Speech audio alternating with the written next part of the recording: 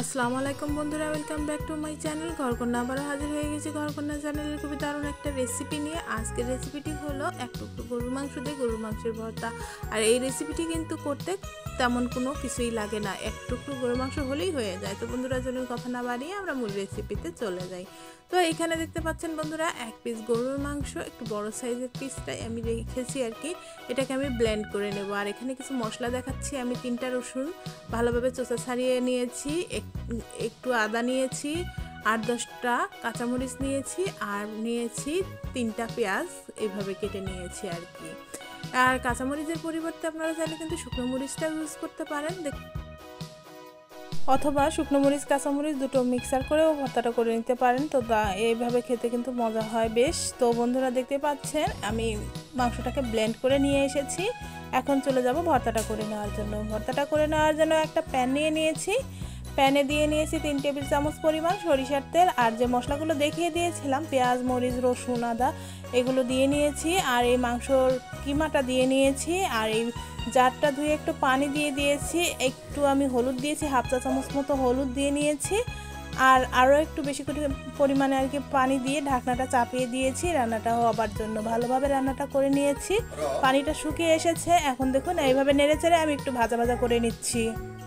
কিছুটা সময় ধরে নেড়েচেড়ে এভাবে ভাজা ভাজা করে নিতে হবে। এই পর্যায়ে আমি 1 চা চামচ পরিমাণ লবণ অ্যাড করে দিয়েছি।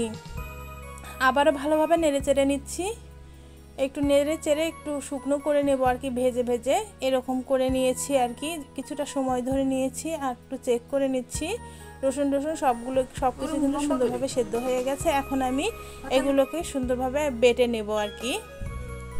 আমি এখানে শিলনোড়ায় বেটে নিচ্ছি। আপনারা চাইলে কিন্তু ব্লেন্ডারেও বেটে নিতে পারেন। তো বন্ধুরা এভাবে বেটে নিলে আমার কাছে ভালো মনে হয়, আমার কাছে ভালো লাগে আর কি। আর যে কোনো ভর্তা শিলনোড়ায় বেটে কিন্তু টেস্টটা বেশি হয় আমার কাছে মনে হয়। তো বন্ধুরা সেই জন্য আমি শিলনোড়ায় বেটে নিচ্ছি। আর খুব সুন্দরভাবে ভর্তাটাকে বেটে একদম মিহি করে নেব আর কি। এভাবে বেটে মিহি করে নিলে কিন্তু ভর্তাটা বেশি টেস্ট হবে।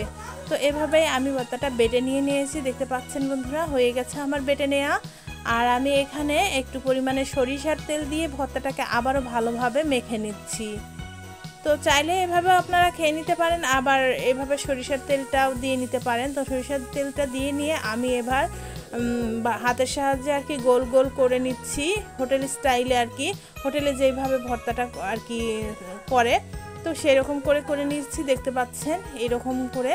আর আমার এই ভর্তাটা কিন্তু টেস্ট অনেকটাই বেশি হয়েছে। খুব সামান্য উপকরণে কিন্তু দারুণ মজার একটা ভর্তার রেসিপি আপনাদের সাথে শেয়ার করলাম। আশা করছি আমার আজকে তৈরি করে নেওয়া ভর্তাটি আপনাদের সবারই খুবই ভালো লেগেছে। ভালো লেগে থাকলে অবশ্যই এক্ষুনি একটা লাইক করে দিয়ে আমার চ্যানেলটি সাবস্ক্রাইব করে আমার চ্যানেলের পাশে থাকবার অনুরোধ রইল।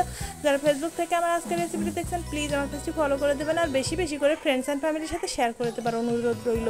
এরকমই মজার রেসিপিটি আমি কিন্তু আবারও হাজির হয়ে যাব বন্ধুরা। ততক্ষণ পর্যন্ত অপেক্ষায় থাকবেন। ভালো থাকবেন, সুস্থ থাকবেন, নিজের প্রতি যত্ন নেবেন, আর আমার জন্য বেশি বেশি করে দোয়া করবেন। আসসালামু আলাইকুম বন্ধুরা।